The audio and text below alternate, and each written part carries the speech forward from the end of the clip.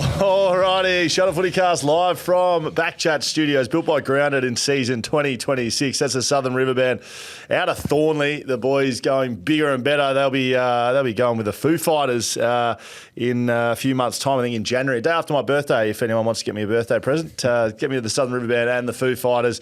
Big thanks to our sponsors here, Shelter, shelterfootycast.com.au. You can get all the stuff there. Of course, Shelter making the beers that everyone loves here in WA. Spoken about Grounded, SavvyWise will be bringing us the numbers today. AI-assisted tax research. If you're a tax accountant or someone who works at one of those businesses, get in touch with SavvyWise. And the HeyScape Escape of the Week will be with us as well. But we are here on the Shelter FootyCast, built by Grounded, BackChat Studios. Almost feel like we should be playing Malicious Minds off the top here, Ronan. You want to give me a little bit of... That's right. No Mark Reddings. Adam Papalia joins me in the hot seat today. G'day, Paps. Hello, Schoey. Great to be here and filling in for Skeet, who he's had a little sojourn across to the other side of the country. Look, I like to tell him that I'm his boss in most elements of life, and he'll, of course, argue that. I mean, you are literally his boss at 6PR. Is it just me, or is it, he missed a lot? He's sort of in and out, and he's doing MC gigs at the Lawn Bowls in Mandurah, the Division 5s, and he's got a gig here, a gig there. He's at the Gold Coast. So he told me they went Friday for a Sunday evening That's game. Very early for you're a play-by-play caller, yes. as he is. He said that he went early for research. What sort of research do you think he was doing over there on a Saturday? I think his research and my research might be a little bit different on a trip to the Gold Coast. You actually would. That's the thing. That's how boring I am. I'd be sitting in my hotel room studying up for the game. I'm sure Skeet's been out. In fact, I've actually... we've got some footage. Well, we've got some correspondence come through. From Mark? No, not from him. From the Gold Coast Police. And yes. I've got a list of the venues that were shut down across the weekend with Mark Reddings being over there on the Gold Coast. Please read them out. E-Star Karaoke in Southport. Yes. Tune Up Karaoke in Surfers Paradise. Soy 99 Karaoke in Southport. K-Pop Karaoke in Southport. And Karaoke Gold Coast. All of their machines were shut down across the weekend because Suspicious Minds was played that many times that it broke. All of them. So he has gone karaoke hopping. He has, yeah, every single joint. And the noise complaints they were getting because of Suspicious Minds being played, it just went through the roof, and the police just shut all the joints down. I thought you might have been rolling out sort of Tobacconists, the racing venue over there, Star Casino. Can you imagine if they had a karaoke joint at the races? Is that anywhere? Oh, I'm sure Skeeter would know about it if he found it. So, hello, Skeet. Hello, Skeet. I'm sure he's listening. He wouldn't be able to find a podcast if you threw it at him and hit him in the face. He will be back on Thursday, but Skeeter's flying back, as he likes to say, with the West Coast Eagles. I'm coming back on their flight, so he's touch and go for Wild Water Sports tonight. Yeah, so I'm on standby for that as well, just in case he gets delayed somehow. As long as we're all, as long as we get out of the way and make sure Skeet can do what he wants to do, then I'm happy as well. As anyone listens to this, I'm very happy to sort of just make sure Skeeter gets done what he needs to do. His spreadsheet is growing. He may actually.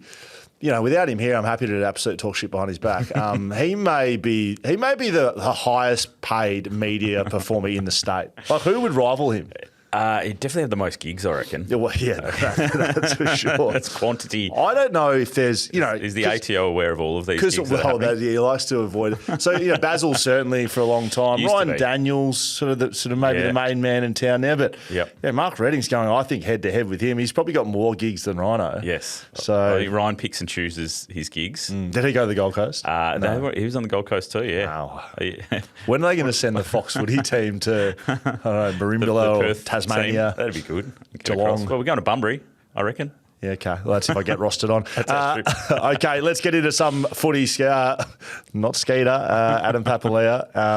I want to talk some footy straight off the top here. Right, so pretty good West Australian footy, both sides.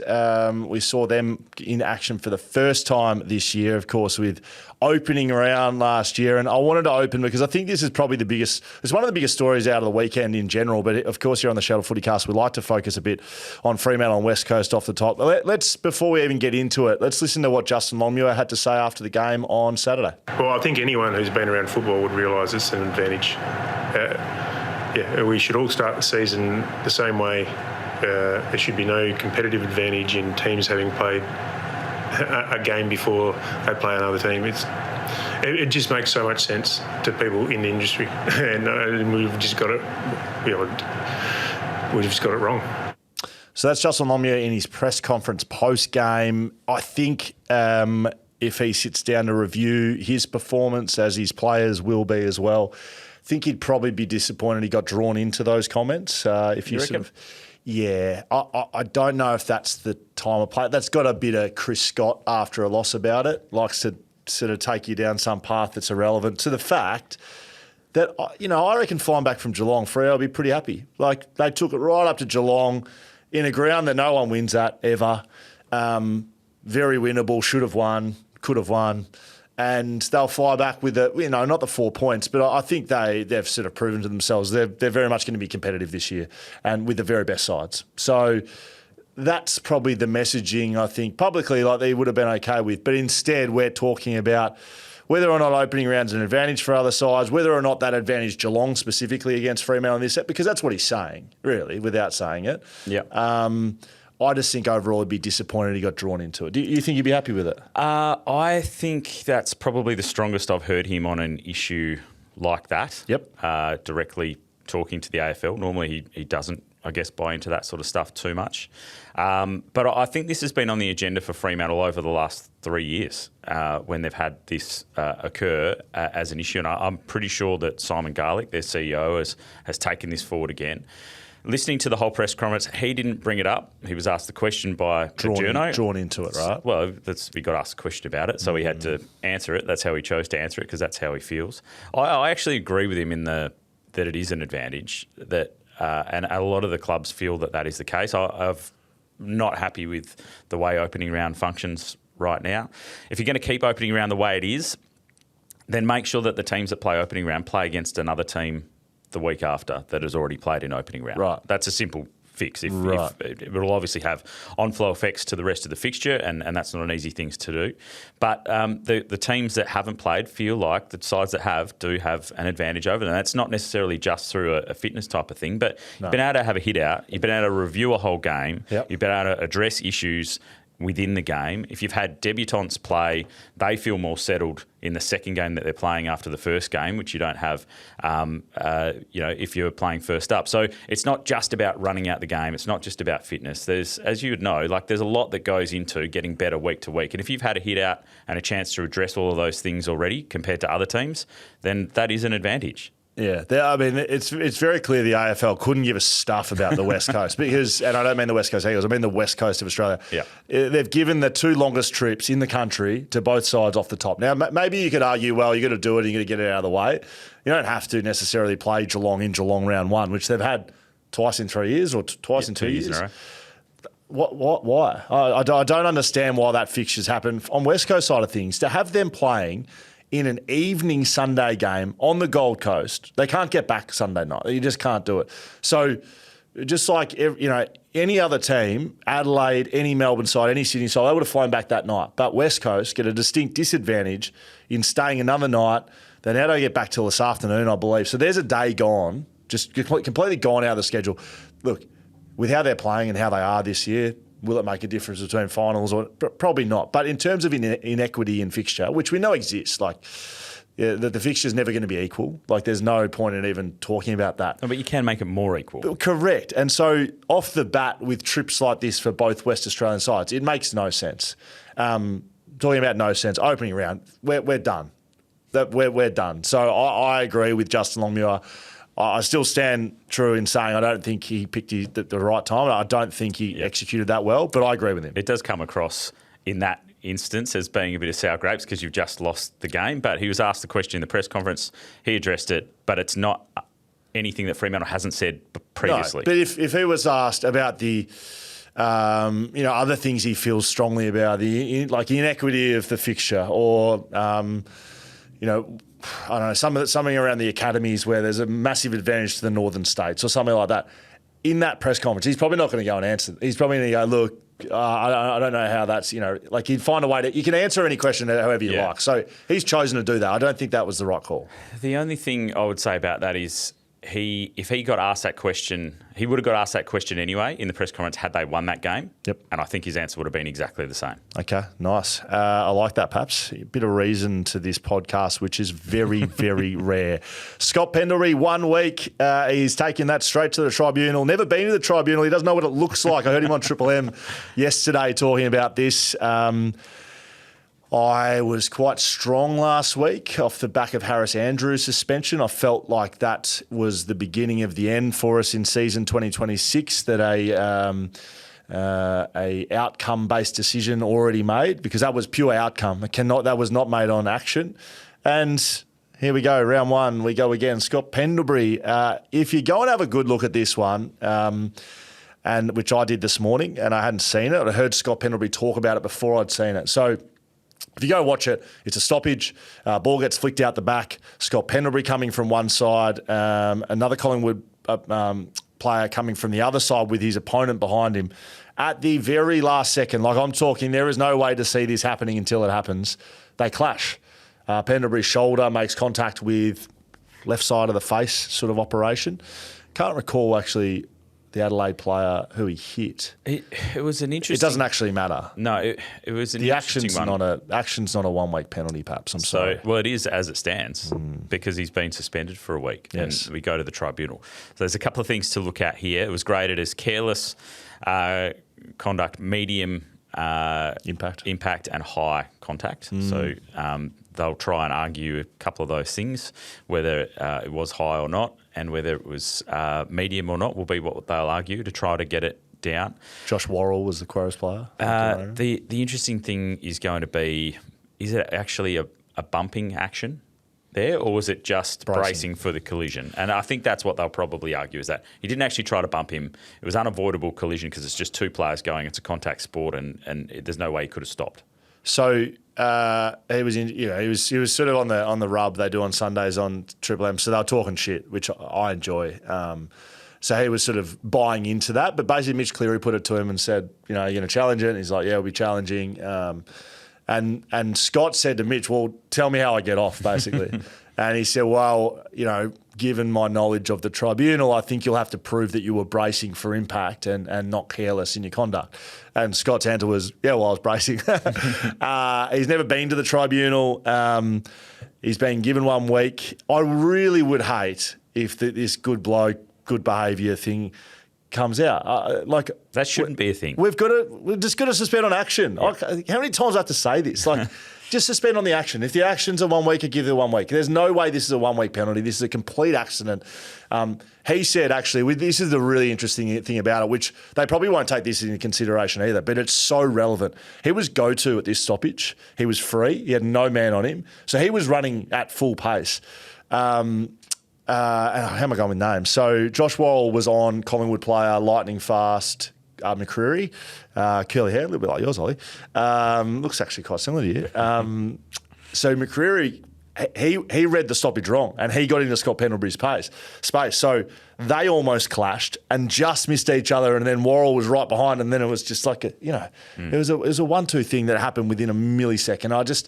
I just would hate to see this sort of stuff suspended if it's outcome based. I don't know if Josh Worrell came off concussed, whether he's sort of gone through those protocols.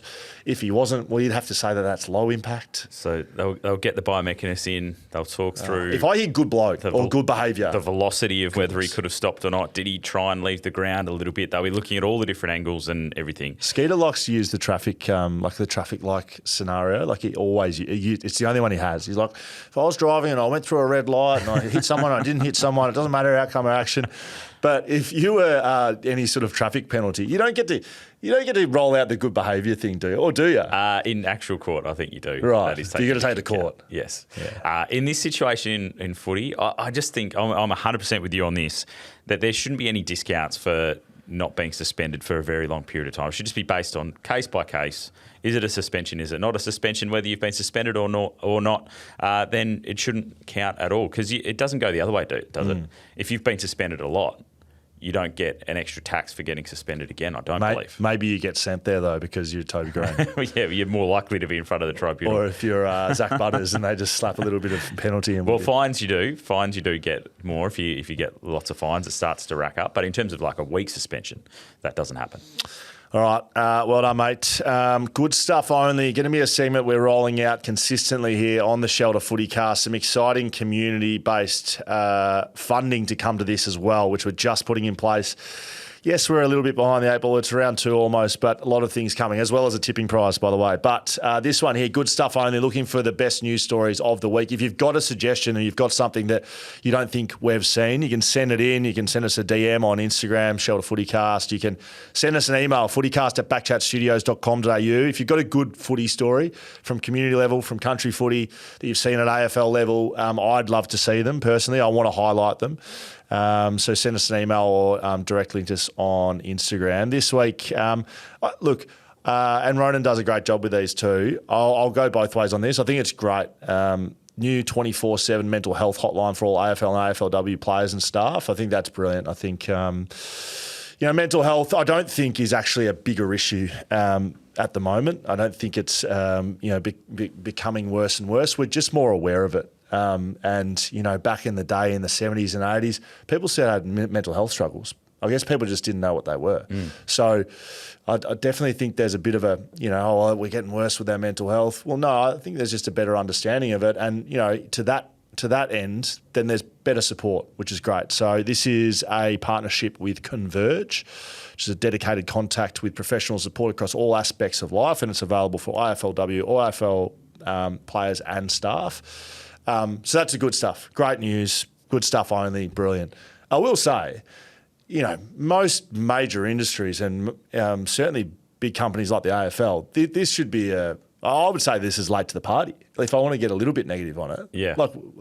Sure, we've got Sonda that live in the building here. Sam Butler's, he puts these out.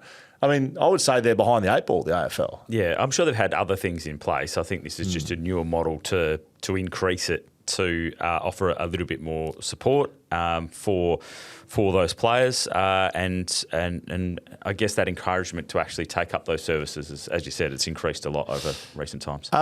Can I just touch on this one? Now, I don't know if it's rumour, false, or operation, so I'll definitely start with allegedly. But have we had a little bit more information that's come to hand with the Hawthorn situation with Dylan Moore and Connor McDonald? Had a little bit more information that came across, or was that sort of been rumour milled? I know I'm being vague here. From last weekend. Yeah, well, the only so during the week, they've been on a Caesar lift and they were drunk and they were put in. But there was something else the Arizona police were alleging, correct? So there were some other charges dropped. Right. Yeah. Okay. I don't know if I can say it because it's around illicit drugs. Yeah, those were dropped. Okay. Yeah. So they were dropped. Yep. How did you get that wrong? Okay. Well, that's good. That's good to know because those two players, I watched them carefully. Connor McDonald, Dylan Moore, they were partnered and paired up nicely in their game. It looked like Hawthorn Footy Club really wrapped their arms around them. So yeah, I think it was around paraphernalia, nothing. Right. So good stuff only would say. I loved how Hawthorn. Yeah, people are allowed to make mistakes, whether or not you agree with them and whether or not you want to be stronger on penalty and harsher. Like I can sort of live with that as well. But in the end, like your actions are what they are, and then you've made the mistake. To see Hawthorn do what they did, if I give a bit of a good stuff only, around when they kicked goals, when they did good plays, those two specifically, like the pressure's been on. And whether, again, you agree with what they've done and you want to be harsher, that's on you. But for those two players this week would have been an absolute fucking nightmare. Like it would have been, you wouldn't want to go outside, you wouldn't open a paper, social media, speak to anyone. And it just shows that footy, I think, is a bit of a binder of people. And I liked it. It was it was managed by the club quite well in a lot of ways because this happened quite some time ago, clearly. So you like that? Being an off-season pick. You're usually a bit of like, show us what's going on guy. Normally I am, yep, because if this had come out a different way earlier, not through the club, stage managing it, because it was a set-up interview that eventually released the information, got there, then it looks a lot worse than what it did. Right. The fact they did it a bit later in the week, just before a game, decreased the oxygen around it because they got to play a couple of days later and just get on with it. So they probably minimised the impact of the story as much as they possibly could, I think, just looking at it from the outside. All right. I think Hawthorn's got one of the best media teams in the business for what it's worth. So well done to those boys. Tipping, this was not you, Paps, me and Skeet. So Skeet moves up to 32nd with a 7 out of 9 with a margin of 6 this week. Of course, on the line for the Homewise Solar Guaranteed of the Week. You may have heard this. I know you're an audience member in this one, Paps. Skeeter and I guaranteed each other that Richmond or Carlton would win. How Tom Lynch goes and does what he does and kicks 2 goals, 15 or whatever he kicks. Breeze. Oh, swirly, piss off. Other people had no worries slotting it through the middle. He has completely butchered me within an inch of my life. I now have to sing a chorus of a Mondo rock song that I have no idea of. I was 4 or 5 points away from Skeeter taking karaoke by storm again, singing Moves Like Jagger. I was calling the footy with him on Thursday night. He would have been sweating. He was sweating. Yeah, of course he was. They would have lost. 5 from 9 I got, so I've slid to 28th from second, margin of 6 as well. So disappointing week for me at the tips. Let's get into it. Perhaps let's have a little break. Shot of Brewing Co. beer fresh from the Busselton foreshore. Let's get into the review. Round 1, Geelong 16-14, 110 defeated Fremantle 14-16. Oh, I like the look of that scorecard, actually. The little flip there. Oh, it's nice mirrored little version. Palindrome, is that what it's called? Yeah, correct. Big stat thanks to SavvyWise. 8 goals for 52 was Freo's highest ever first quarter score away from home. They were absolutely sizzling. I watched this on KO. We were waiting in a playground. My wife had a couple of appointments and I was watching the kids in inverted commas whilst watching that. I had a bar probably about 100 metres from me and my KO was about 3 seconds behind them. So it was good to watch because the ball would be transitioning through the midfield and I'd hear it, yeah, as they'd kick a goal and then I'd sort of see it happen. That was irresistible. That was as good as they've ever looked against a really good side in Geelong. I know they go on and lose the game, but I just think the positive's going to be taken out here early for Freo. The way they moved the ball in that first quarter was exceptional. The way they handballed to advantage and to runners on the inside and used the corridor a lot more than what we have seen over the last couple of years for Freo. I think that's the blueprint of how they want to play. They clearly couldn't sustain it for the rest of the game. Whether you believe that was opening round or not will be for up to everyone else to decide. But look, the initial blueprint there was good. But beating Geelong in Geelong is a difficult thing to do. And the Cats and Chris got so experienced that when they needed to change things up, they did. And they really were able to slow Fremantle down pretty much after quarter time, slowly start to get themselves back into the match. And then particularly in the second half, Freo just lost that potency that they had forward of the footy. Probably didn't get enough out of a couple of their key forwards. They were relying on some goals from the midfield. And in the end, they don't kick a goal in the last quarter and they come up short. So it's kind of the one that got away for Freo. You think how different their outlook would be having beaten Geelong in Geelong round 1 after getting smacked there last year. But I think you're right. There will be some positives to take out of the way they played early if they can just do that for longer in a game. Yeah, I think that they'll be okay. They'll recover a lot quicker from a game like that than getting done by 80 points like they did last year. So I think overall they will be happy. They won clearances by 14. They were plus 12 in contested possession. But Geelong, interestingly, won the inside 50 battle 60-46. So they had more field position perhaps, and that was the weighted numbers that they couldn't hold up against. I think they looked really efficient. So that a lot of the goals they scored, they were just sort of gone in a flash and it was a goal. There wasn't a lot of build-up play for them, which is okay, but you need to do it both ways. And I think Geelong eventually got momentum enough to stack on, entry after entry. And as a backline, as a team, it gets difficult to defend that way because Freo's attacks were just sort of quick and done. Some highlights for players. Jeremy Cameron back in a big way, 3 goals, kicked 3-4 off 23 touches. I wonder how they'll sort of consider how they played him on the day. Shannon Neal kicked 5 goals. So they were a key defender short probably, or at least a key defender short of a run. Alex Pearce barely played the first quarter. Yeah, but that was a deliberate thing from Fremantle with he was on managed minutes going in, so they wanted to let the heat of the first 10 minutes go and then bring him in. This is why I don't think Justin Longmuir nailed his press conference. If you're going to come out and effectively call out opening round, you can't be playing 2 players in your side that are underdone. Sean Darcy, underdone, clearly.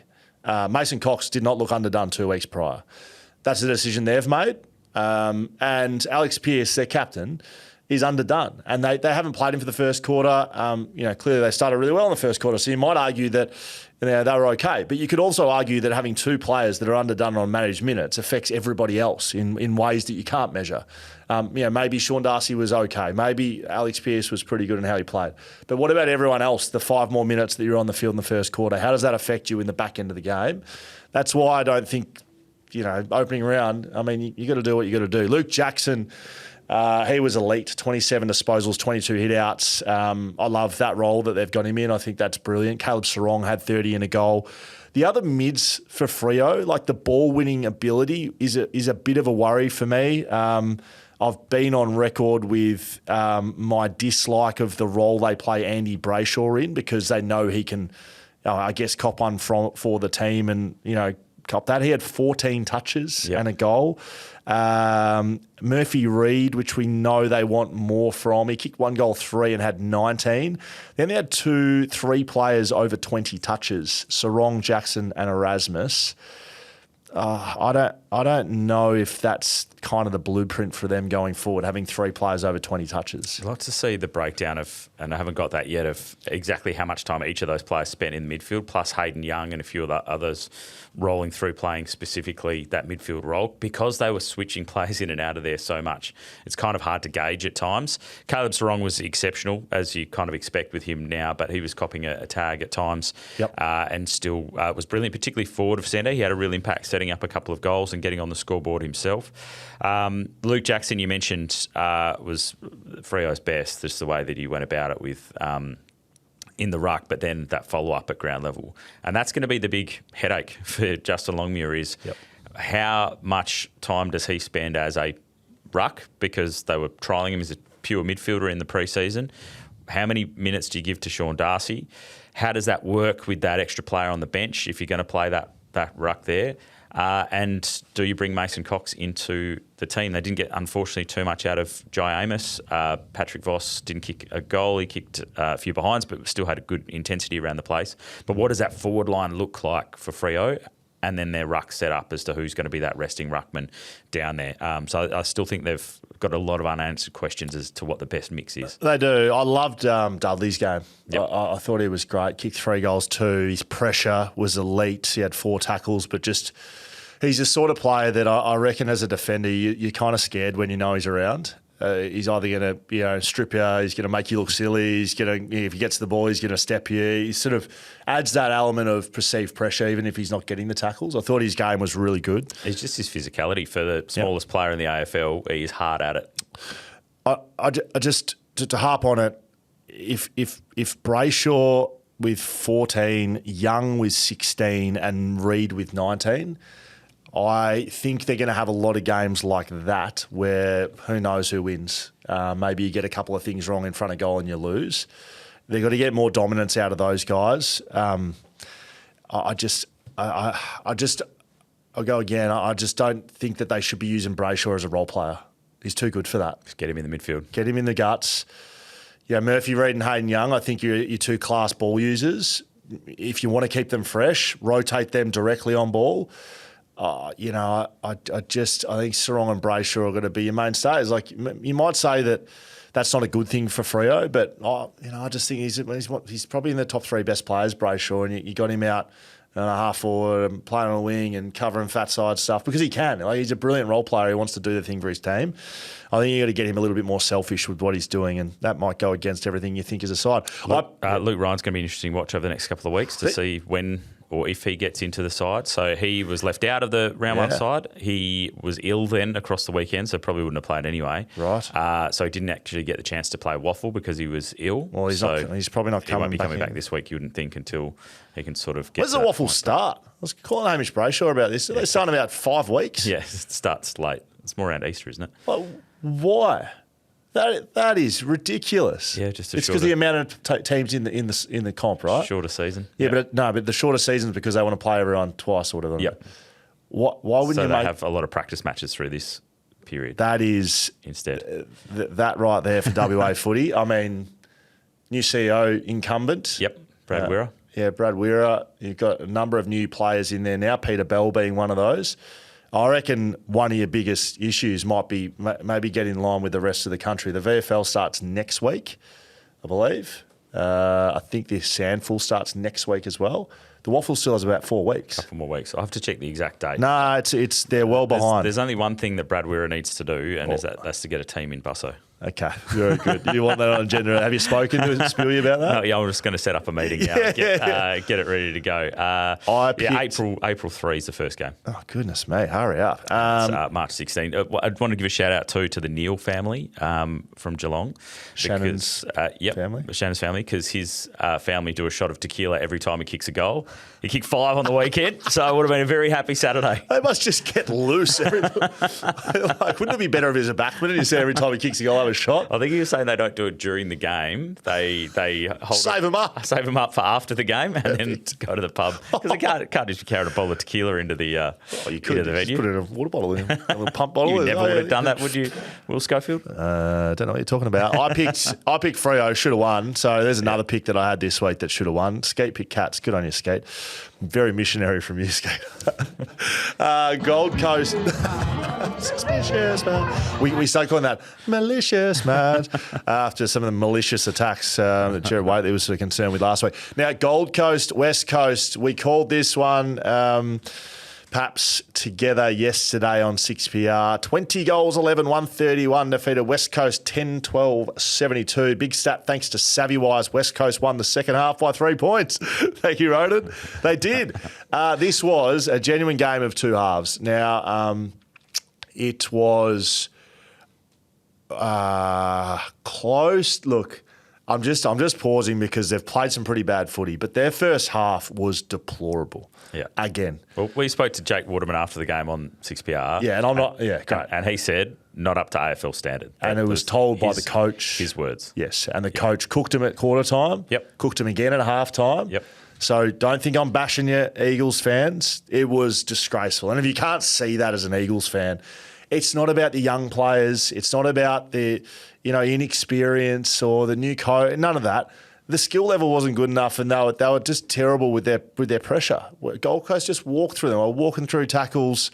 You just can't compete at AFL level if you rock up like that, and they didn't. What was it at half time? Like 80-16 or something. Like it was a long way out at half time. Yeah, it was a massive margin of 62 points, something like that. At some time during the call, I said, could they be down by 100 points at half time? It was going that way, and I guess the question is, do you feel it was more West Coast lifting in the second half in their intensity to hold things steady and get back into it, or was it Gold Coast completely taking the foot off the pedal? So it was both.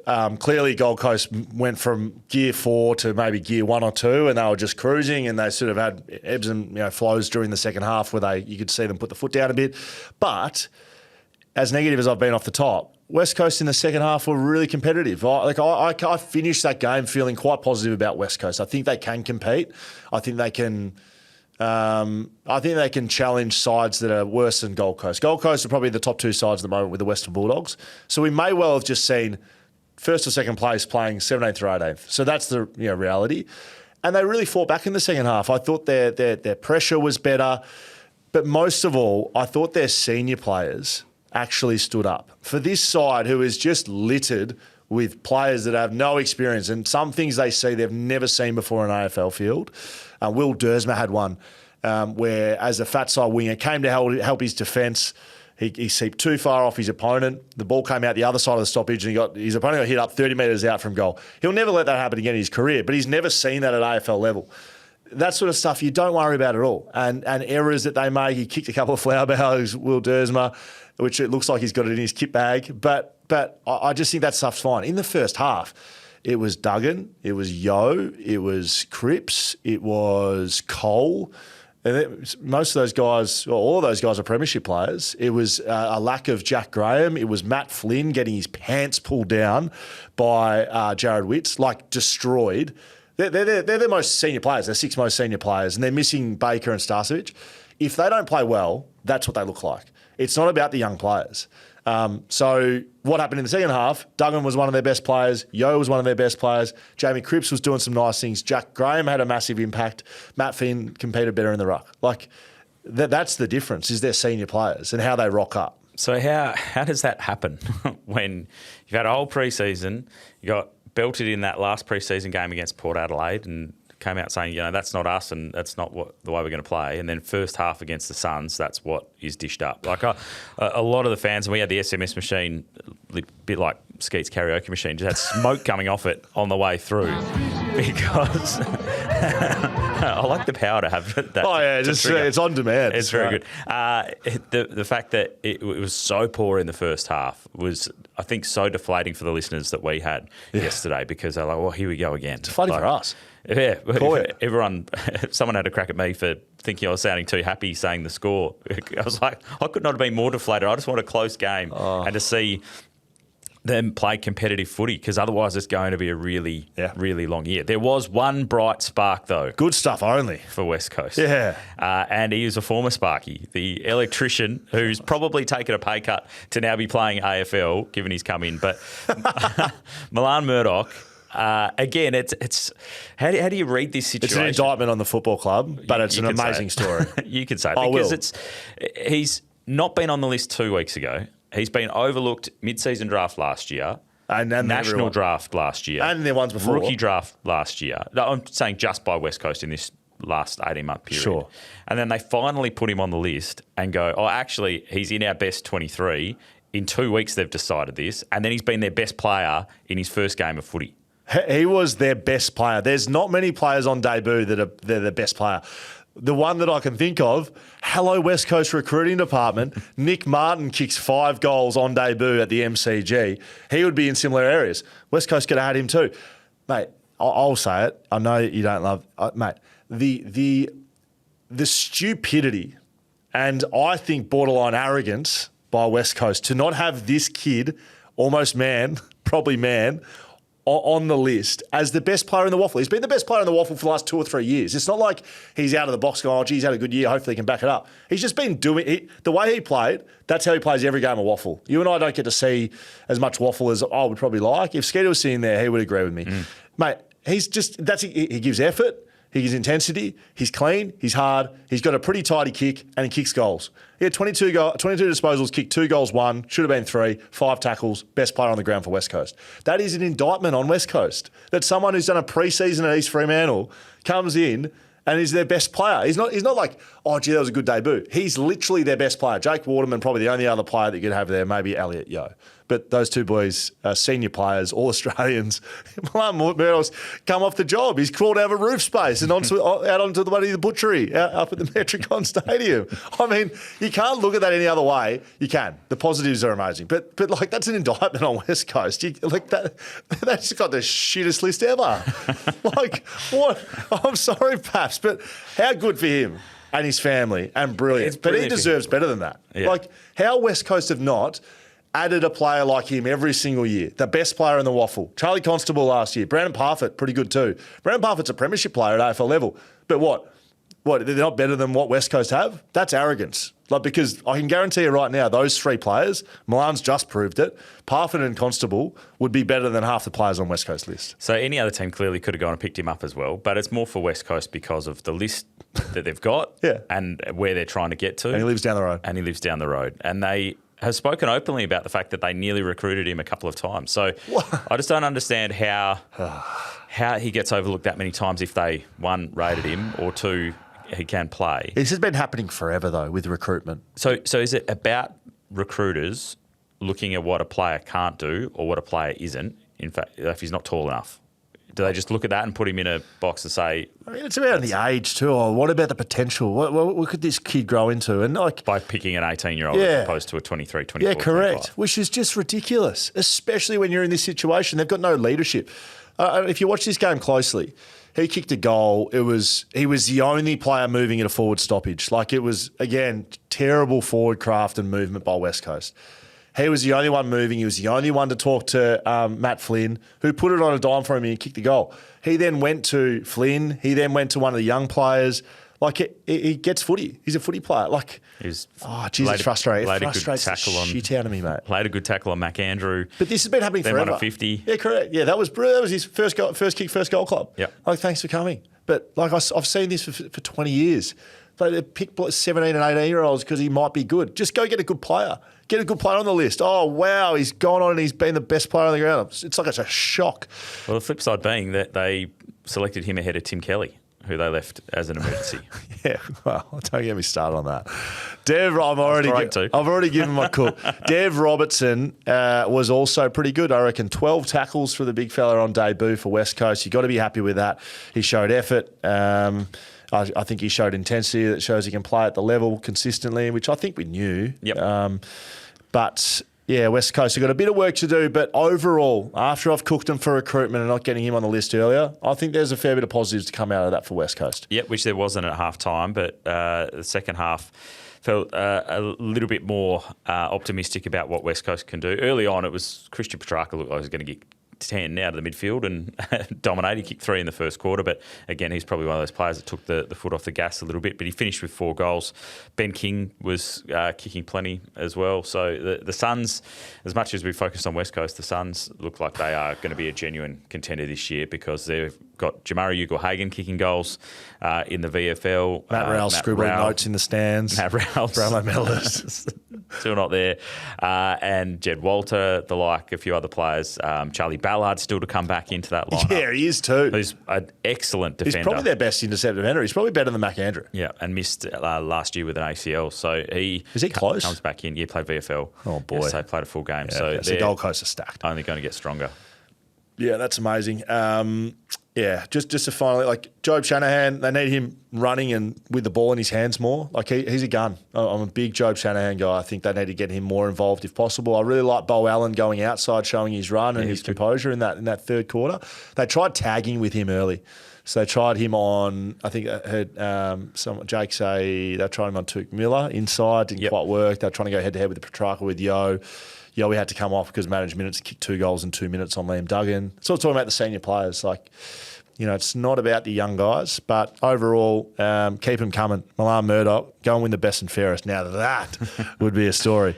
We both picked the Suns. Carlton 10-15-75 defeated Richmond 9-17-71. Big stat thanks to SavvyWise. Tom Lynch becomes the first Tiger to kick 7 behinds in a game since Matty Richardson, who couldn't kick him from the goal line. And I tell you what, Tom Lynch is pretty much similar areas. Like he's butchered me beyond belief here, Tommy Lynch. What's he doing? Richo doesn't take himself too seriously either. He sent out a tweet saying, "Welcome to the club, Lynchy." Yeah, I mean, if it kicks straighter, you think Richmond win this one. They had some really good young players showing plenty of run and dash and plenty of promise, did the Tigers. And the Blues, much of the same for them. I mean, pretty solid first half and then fall away again in the second half. And a lot of Carlton fans asking the question after that win, was that one of the worst wins that you've ever seen? Because they literally fell over the line in the end. They'll take the 4 points. They'll be happy with the fact that they did, but there's plenty of pressure on Carlton. Paps, this is my HeyScape escape of the week. We don't have to have one each, but you can slide one in if you like. Cabins nestled in secluded spot from the Margaret River region to the Perth Hills, farm stays, southwest wineries, your sort of neck of the woods, Paps. Very good areas. Yeah, correct. Oceanfront retreats in Denmark, not the country, the town here in Western Australia.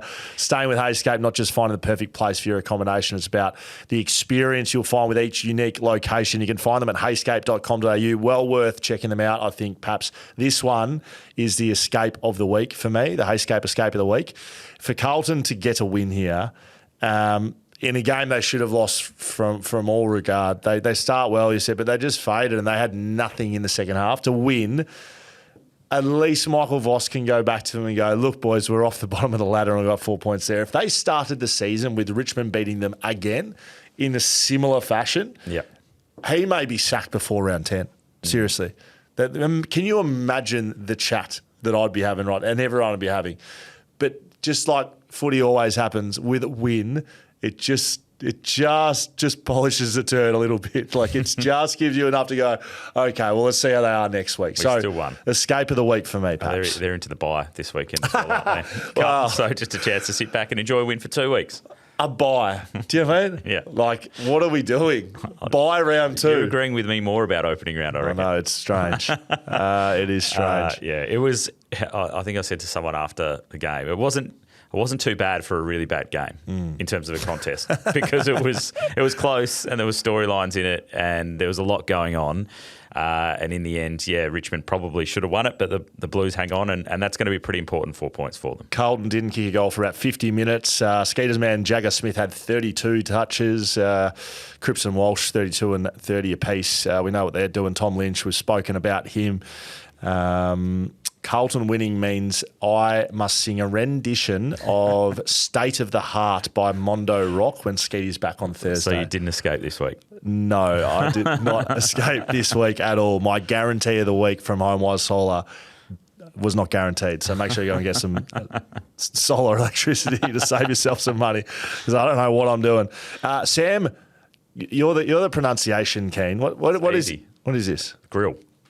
That seems easy. Yeah. Why isn't it spelled like that? We're trying to come up with nicknames for him on the broadcast on the weekend. Really? People just sending through lots of things. Great. Like George, as in George Foreman Yes. Grill, that type of stuff. All right, great. It was, quite entertaining. He was good. He was 9 very touches, good. 7 marks, 4 tackles. He's got some wheels, running off half back, very quick. I'm going to put this as SavvyWise sort of numbers. Grill is the first surname without a vowel to play AFL. Is that correct? That is incredible, Reid. Does that excite you like it excites me? It does a little bit. If Dennis was still around, it would have been very similar to the old Adam Uzo line that he rolled out. By a vowel. Yeah, terrible Scrabble hand type areas. Skeeter picked Blues, I picked Tigers. Stuffy Richmond, I'm never picking you again. Hawthorn defeated Essendon on Friday night. I mean, the AFL, if we're talking about them butchering fixtures, they've butchered opening round and then the 2 round 1 clashes. Richmond Carlton was a stinker. And then Hawthorn Essendon, how is this ever going to be anything other than, let's see how Zach Merritt goes. He got booed the first time he got the ball and then we forgot about it. Interesting for 5 minutes. Because his pants were getting pulled down by the club that wanted him. I mean, 21 goals, 19, 40 scoring shots to 18. People laughed at me when I said Essendon were going to be wooden spooners. They looked terrible. They suck. Essendon suck. They do. Trust me, they do. The storyline around fixturing worked round 1, didn't it? With Charlie Curnow against Carlton in that first game. Round 0, yes. Round 0. With people, that created interest in it. The Zach Merritt Hawthorn one. Not pre-game interest. Well, it's not quite the same because he didn't actually move clubs in the end. So he's still in the same spot. So he had both sides sort of getting into him a little bit at the start. He went about his business as he does always. But yeah, I mean, the Bombers on a Friday night probably shouldn't be getting those time slots now. And then you looked at the fixtures across the rest of the weekend and the great games that we had as a double header on Saturday night. Yeah. One of those should have been on the Friday night instead. You can see why Essendon had to hang on to Zach Merritt because without him in the side, like their team is poor. They've got a long year ahead of them. Mason Redmond, we know what he delivers. Like he's a backman, tries his guts out. He's a leader for them. I really like Sam Durham. And they got him as a mid-season draftee. Like he's a really good player. His intensity he plays at is right there. After that, they're ruck stocks and rucks, mids, forwards, backs. Like they've got a long year. Like Roberts, who won their best and fairest last year. Am I making that up? I could be making that up. Have to double check me, but went close to it. He's a good young player. Yeah, they didn't play him on the ground. They completely butchered his sort of time on ground. Darcy Parish, who was having a good first half, his time on ground was no good too. So. Essendon a long year ahead. Hawthorn, they looked back to their best, but we won't really know what that looks like until we see them play against another good side because the week prior they didn't look very good and we won't have to wait long for that, Paps, because this weekend, Hawthorn, Sydney, Thursday night footy. That is going to be a huge game and great to watch. John Newcombe was good. Jack Gunston, wow. Jack Gunston, he is a very good player of football.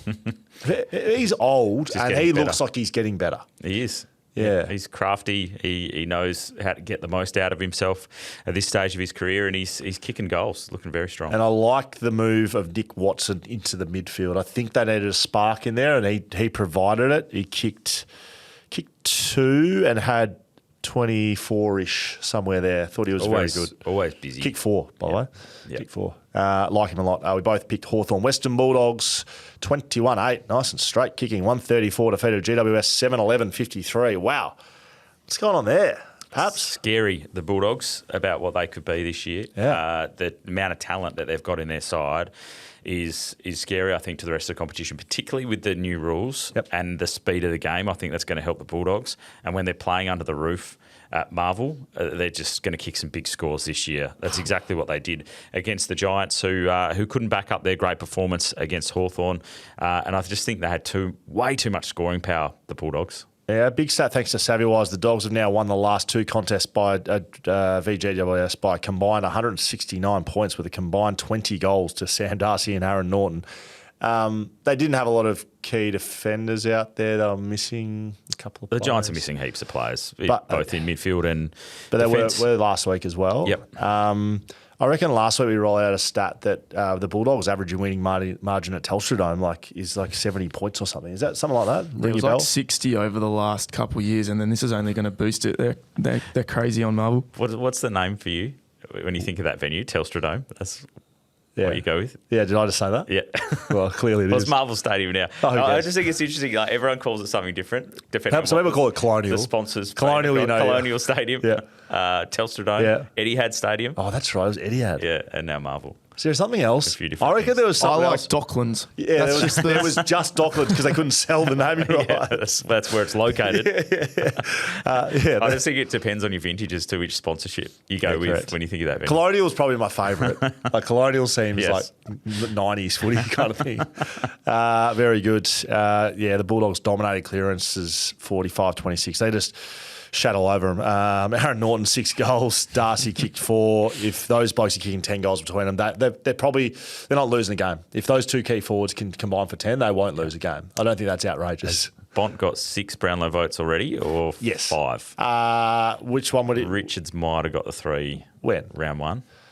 He was very Nah, I reckon kicking that late goal gets in the umpire's mind. But of course, they're allowed to check stats now, so it may as well be like the People's Choice Award, the Brownlow Medal. But he's been very good forward of centre. 3 goals 2 weeks in a row. Like, that helps you tick Amazing. over for getting more votes. Skeeter picked the Dogs. I picked the Giants. Wow, that sucks.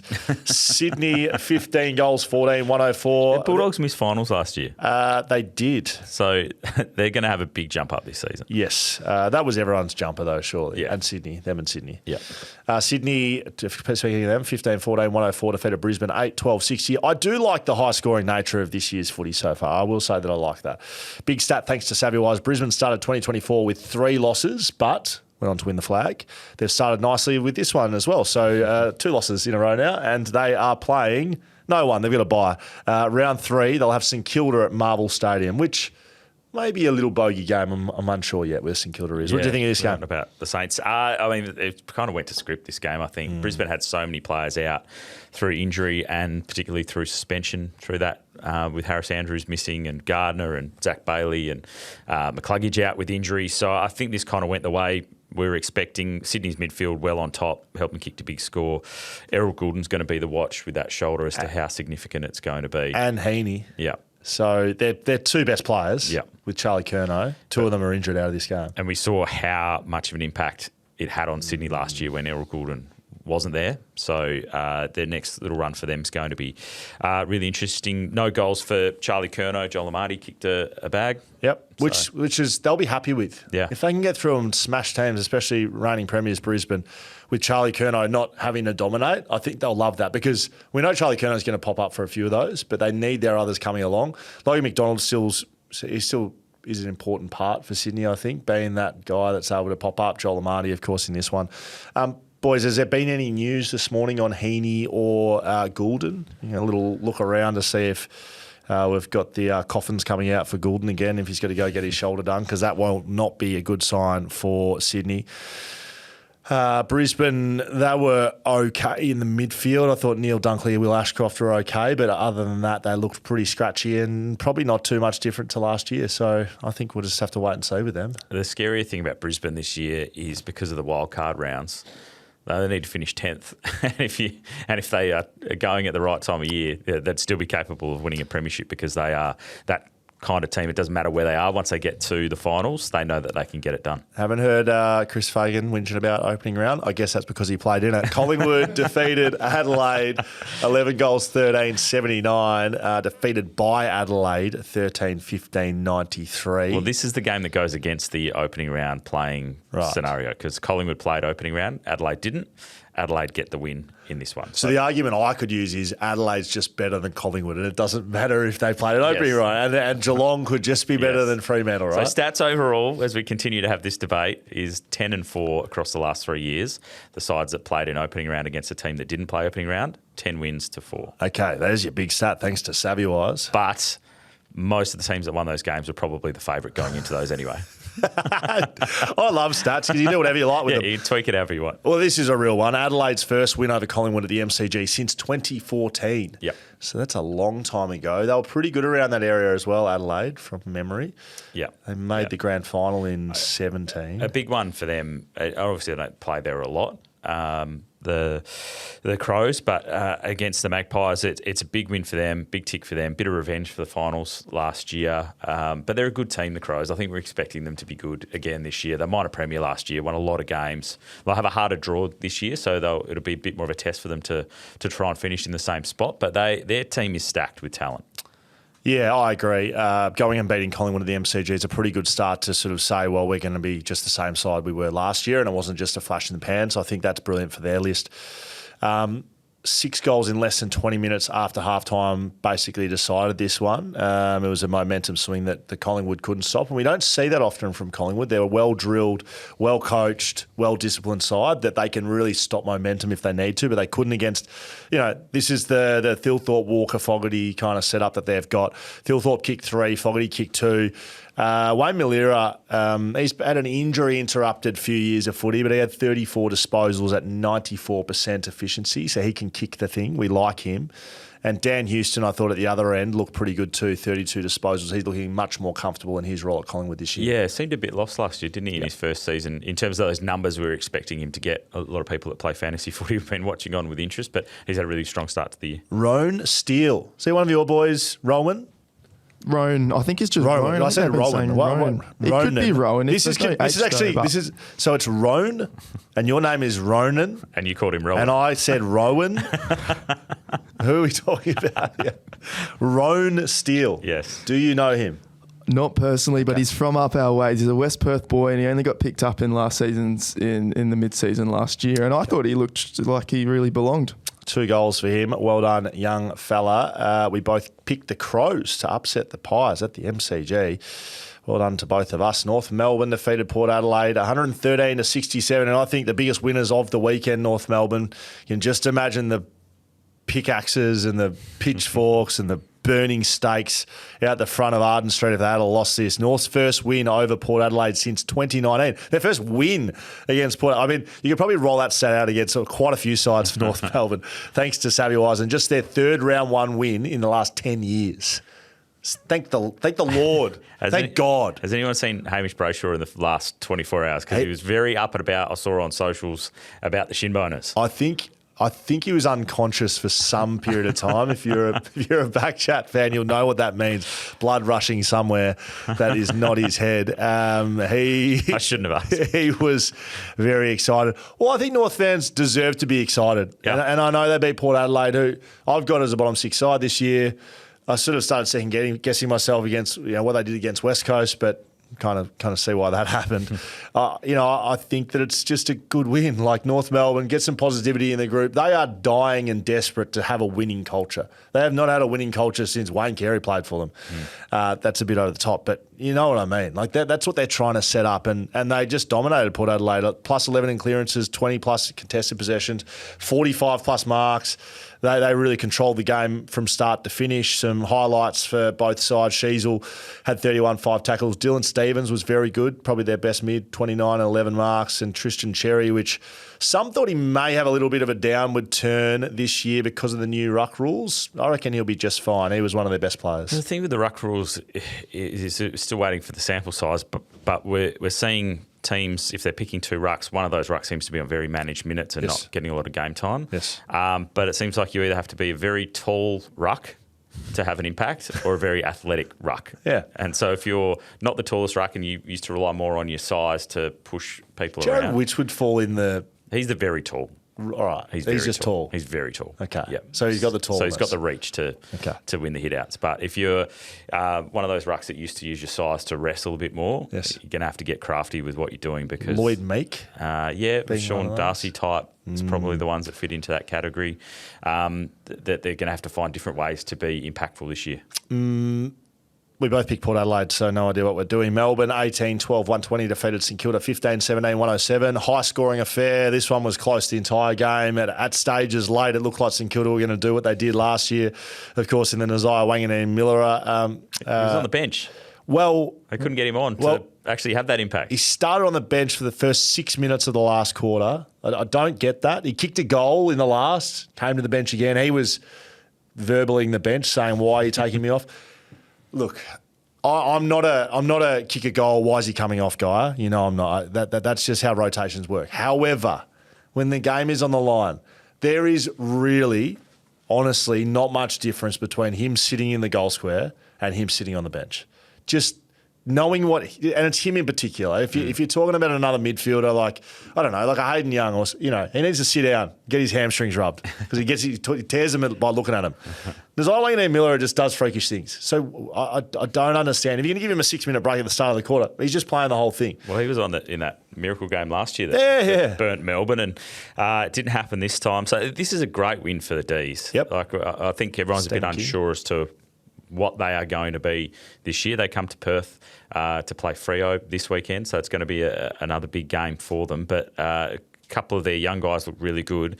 Latrell Pickett looks so exciting. I didn't say it. He's so quick. Really? Yeah. He's number 12 draft pick, I think, from last year. Nice. But he's super fast, and the running goal that he kicked yesterday, go and have a look at it. It was unbelievable. So Cozzy and him are going to just cause absolute havoc. Absolute havoc with the way that they were going about it yesterday. And it was brilliant to watch. That would be frightening. Who used to... so Carlton used to have it with Eddie Betts, Jeff Garlett, Chris Yarran. Yep. He used to just like chuck them in the forward line. And they were good then, but it was like 2012 sort of areas. And I just remember as a backline like coming up against them every week and being like, goodness me, like this is going to be frightening because... You know, you got your good players like Buddy Franklin. You just know what you're going to get. Like, it's going to be a bloody hard task. You might kick 5 goals, but you know it's going to happen. These guys are so unpredictable. Left, right, backwards, forwards, slow, fast, goals, just, you know, throwing things over their heads, backflipping. You know, I think it's a good pickup by Melbourne. It's super exciting. Quick, super quick. So really exciting. And I think, it's been a tough couple of years for D supporters. And given they lost Oliver and Petrarca and change of coach, they kind of weren't sure what they were going to get. This is a really positive win for them to start the season. Both picked Saints flying Ryan's, Mark. Really good. Nice. Really Best of the year so far? So far, yep. Okay, very good. Inside 1.5 rounds. Yes, yeah, correct. Well, you got to have the best mark at some stage. Max Hall, he was a mid-season draftee. He's a very good player. Very good. Kicked 4 goals, one of St Kilda's best again. Been doing it for 12 months. Yep. Like him a lot. That is the results and done. Thanks for coming for the weekend. Thanks to SavvyWise for all the numbers, and our HeyScape Escape of the Week goes to Carlton. Now, let's get some questions, comments and emails. If you want to get involved in this part of the show, we do have a prize for the best one of these of the week. A Shelter Brewing code to get any slab of your choice. Wow, slabs on us. So we will be picking the best comment, best interaction, best engagement across the week for a slab of Shelter. Is that correct, Ronan? That is 100% correct. Okay, very good. I had my Shelter Beer Club order arrive. What's your favourite? Do you have Friday. a favourite? I mean, it's put on your spot a little bit. Oh, they're hazy at the moment. Do you? Yeah, I very much like their hazy. Right. The red ale through winter is very nice. But yeah, the hazy is good. And the XPA, just if you're wanting a bit more of a mid-strength option. Very good. Very nice. So look at you, you're working the numbers nicely there, The Paps. Japanese dark lager was very nice. Wow. Okay. shelterfootycast.com.au. You can contact us through there. You can hit us on socials, or you can send us an email, footycast at at backchatstudios.com.au. Let's get into them. I think we've got some emails off the top. We do. Thank you, Dino. Good morning, guys. Just wanted to discuss the MCG games for interstate and some Victorian teams. Don't have to go through them all, but a few would be all right. Do teams need more access to the G? Crows won't go there for 14 or so weeks before finals. Gold Coast, almost 20 weeks. Saints, 20 weeks. That's an interesting one. Between games there, and some teams only go there once. Surely there's a better solution. Adelaide have rounds 1 and 9. Brisbane rounds 6 and 24. Freo rounds 10 and 22. The list goes on. Sydney plays their round 2 and 23. It does feel that the MCG should be shared around more, given that that is guaranteed where the grand final is going to be. Yep. I mean, West Coast play there twice this year, which is interesting. They should give West Coast no games. but sides are certainly going to be competing. Sydney, 2 games there. Gold Coast, 2 games there. And they're in rounds 2 and 4, and then they're done for the year. I think it's a significant advantage for MCG sides.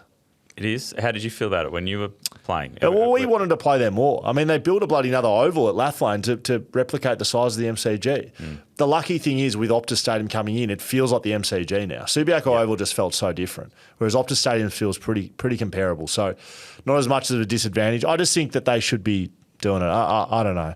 Good way to fix that, Dean, is to move the grand final. Now, Dino finishes his email with, also I did. Hey? You're not listening to me. I didn't. What did you say? What did you say? What did you say? I said Go the again. It was a easy good way game. to fix it is move the grand final away from the MCG. Okay. Well, what do you want me to say there? I mean, it's just ridiculous. yes. Oh, take it to Busselton. Make it more fair. 10,000 people down at Busselton. Equalisation. Goodness Bring me. it somewhere else. No, just leave it at the Get G. rid of that You 50-year contract. you in know Melbourne that I'm a and make it a traditionalist. national competition. What's wrong with it? Just leave it there. For this exact reason. No, we'll just change the You fixture. just talked about how unequal it was that all these teams get to play at the MCG all the time, and then you have to go there and play the grand final You there. had to squeeze this in. So do you want to talk about father-son while you're here as well? Move it around. Once this- every 4 years. I'll be happy with once every 4 years to start. The reason And I bring it back to every second year. ignored you was Dino says at the end of his email. Also, I did it last year. I'll do it again this year. I did the pay it forward a carton of shelter last year. If you boys can come up with a way to find a listener who's having a tough time and would love a carton of shelter, figure it out and let me know. That's from Dino. So, Ronan, you've got a task to do, mate. Thank you very much, Dino. Hey, if we just turn this into a podcast where everyone's just slinging slabs of shelter around, I'll be very happy. Alex Davis says on email, disappointing loss for Freo, but you can't tell me that match fitness didn't play at least some part in that loss. The first quarter was some of the best footy they have played in years, and in the second half, the boys were gassed like Skeeter after a big night on the darts and karaoke, while Geelong were running on top of the ground. That's 10-2 for teams playing their first game against a team who played in round 0, and that's the third year in a row Freo has had to do it. Let's hope there's more footy like the first quarter to come. Cheers from Big Al. We've touched on this during the show. I think it had a bit to do with playing underdone players, a bit to do with round 0, a bit to do with being in Geelong. You put it all together and you can't finish the game. I think that's something that will be a storyline. I think Eliza wrote a story about it on Code Sports as well, is that Freo's pre-season, and I don't know whether this is going to have an impact or not, but their new strength and conditioning coach that came in was all about how much they can lift, basically. Like making them bigger, making them stronger, more powerful. Has that been done at the expense of more endurance? That will be, I think, a bit of a storyline in the next few weeks, depending on how they go. If we see it happen multiple weeks in a row, the heat will come on quickly. AI wills. How does the approach to a game you expect? AI wills or Al? I think it's Al. Is that funny, is it, right? Take your microphone, bag me, come on. Say it on mic. Go on. What do you think it is? Well, I think that says Al, as in short for Alan. Alexander? Okay, a couple of experts in here going at it. I'm sorry I can't tell the difference between a capital I and a... Well, why can't that be a capital I? That's going to be an issue in the future when we can't. Type a capital I next to it. Type a little... No, that's a capital L, small L, capital I. Put them both next to each other. Oh, they're the same. Stick it up your ass, Ronan. Did I just teach you a lesson? Yes, I did. No, it's more about the fact that you thought someone's name was AI. Oh, for fuck's sake. Someone else finish the show. Skeeter. It is going to be an issue in the future because we're not going to be able to tell the difference between AI and real humans. So maybe you're onto something. Oh, goodness me. I never thought we'd go this way. Paps, buddies, tearing me to shreds. How does the approach to a game you're expected to win comfortably differ from a normal week? Is the coaching message heading into the game different? Do players go less than 100% from the start of it, or does a message come from coaches, leaders to take the foot off once the result is locked in to reduce risk of contact intensity injuries? To keep this relatively shortish, it's just about motivation mentally. Like the approach is no different. You still prepare the same, but you just know within yourself when there's a big game. You're playing at the G against a competitor, you're going to be at your very best. You're playing against West Coast at Metricon Stadium and your Gold Coast Suns. You want to start well. I think the messaging is that. Let's get, the only way that they probably West Coast were going to challenge them was starting really well, and they didn't allow that, and then the game's over. So you can take the foot off the pedal. It's not about intensity and injuries though, because going at a lower intensity probably makes you more likely to get injured. So I will say that. Got to keep whipping through these, Paps. Harry on YouTube says, if Carlton banned everyone that has criticised them from attending their functions, the room would be empty. Agree, Harry. Justin says, absolute embarrassment by Carlton. Couldn't agree more, Schoey. What an absolute basket case that club is. Wait, am I banned from Carlton events now? From Justin. Did nothing change there? He was still banned. He'll be back at the club in a couple of weeks. Will he? Yeah. He's allowed back? I'm sure he will be. Goodness me. They've got some functions coming up that he'll be involved in. Rapid fire socials coming at you, Paps. Matt, are Freo doomed? Yes or no? No. Paddy, the fitness of Freo was shown up in the last. No real overlap or run, just long down the line. Are they going to improve next week? Yes or no? Will improve, yes. Scott, I think we all know Mason Cox should have played. Paps, do you think he should have played? In hindsight, yep. Chris, heat will come from Darcy and Amos, but Brayshaw had a stinker. Should Andy Brayshaw be playing on ball more? Yes, he should. Jude, I will never forgive West Coast for delisting Jai Cully, and this needs to be spoken about. Jai had a pretty good game for Melbourne. I saw some stuff on socials of people comparing him to Nat Fyfe, the way he was rising up and taking marks. Fifey. So, should West Coast have kept Jai Cully on the list, yes or no? Yeah, he was unlucky. He did his knee, didn't really get a good opportunity at it, but can play. Saxon says, can we push the aircon as Milan Murdock's nickname? AC Milan? It's better than AI Milan, but AC Milan will go well. Oh, good. Yeah, Chuckles over there, Ryan. Yeah, no, that's good. Noxie says, is it concerning that a Coles worker and a Sparky just walked straight into the Eagles 22? Yes or no? Absolutely yes. Nigel, how much longer can Matt Flynn be carried by the Eagles? Oppo Rucks routinely dominate against them. Same problem with Bailey Williams. Should they fast-track Archer Reid and CDT as a ruck combo, yes or no?